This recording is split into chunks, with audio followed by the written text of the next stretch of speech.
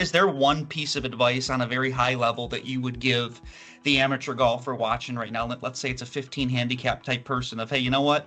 To get down to single digits, focus on this.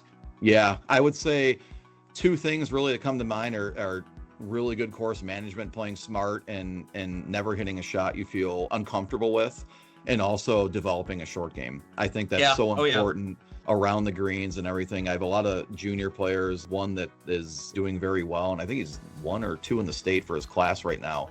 But I always kind of stress to him that, that's where you can really separate yourself. And especially, for him at the high school level, he's playing a lot of courses that, he's not hitting 3 or 4 irons into the green. I mean, he's got a lot of short irons and wedges and things like that. But I'd say for anybody who's like a, 15 handicap or, anybody in the teens, that you develop your short game, you improve your putting, or just spend time on it. You can really see a difference. And it also can just think well on the golf course, just making sure that like you're not trying to go for the hero shot. And sometimes it's a matter of knowing where to miss. Yeah, knowing where to miss, taking your medicine, and kind of basically turning in a disaster hole into a hole that's manageable, where you can kind of maybe get it back with, with a birdie or par, on the next hole or whatever. Well said. Bogeys don't, at that level, bogeys don't kill your score. Doubles kill your scores. Like, get around the green, be comfortable trying to get up and down. If not, 2-putt, walk away with a 5. That's what I always think about. If I'm in trouble on a par 4, and instead of hitting the hero shot, get as close to the green as you can. Get up, let me give myself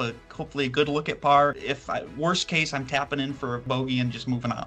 Exactly, yeah. But and then there's so many people too where it's like, if you have a par 5, you can't get there in 2, and they lay up into a fairway bunker, and it's like a pro-am or buddies I'm playing with, and I'm like, hit a club where for sure you're not getting to that bunker. You're laying up anyways. There's no reason to bring any of that into play, and it's just kind of a matter of like playing the percentages and giving yourself an opportunity for success.